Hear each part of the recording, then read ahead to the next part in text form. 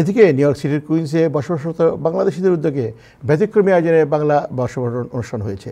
অতি সম্প্রতি কুইন্সের হিলসাইড এভিনিউর মেজ্জান আইলে আইন পার্টি হলে আয়োজিত অনুষ্ঠানের মধ্যে ছিল বৈশাখের কেক কাটা, পিঠা উৎসব, বাঙ্গিয়ালানা ভোজ এবং সাংস্কৃতিক অনুষ্ঠান। টাইম টেলিভিশনের বিশেষ প্রতিনিধি আশরাফুল হাবিব মিহির জানান, বাংলাদেশের জাতীয় সঙ্গীত পরিবেশনের মধ্য দিয়ে উৎসবের সূচনা হয়। এরপর শিশুদের দিয়ে বৈশাখের কেক কাটা, 30 রকমের পিঠা দিয়ে অতিথি আপ্যায়ন সহ নানা রকমের ভর্তা আর ইলিশ ভাজা ভাত দিয়ে বাঙালি ভোজ অনুষ্ঠিত হয়। এছাড়াও ছিল খেলাধুলা আর সাংস্কৃতিক অনুষ্ঠান।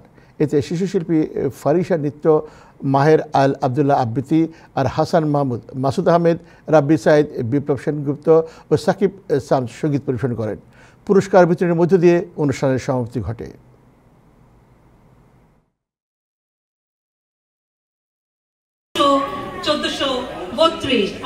কিন্তু তারপরও যে আমরা বাংলাটাকে যে কানেক্ট করতে পারছে এবং বাংলা নাচলো আজকে, সেজন্য ওকে একটা জোরে করা।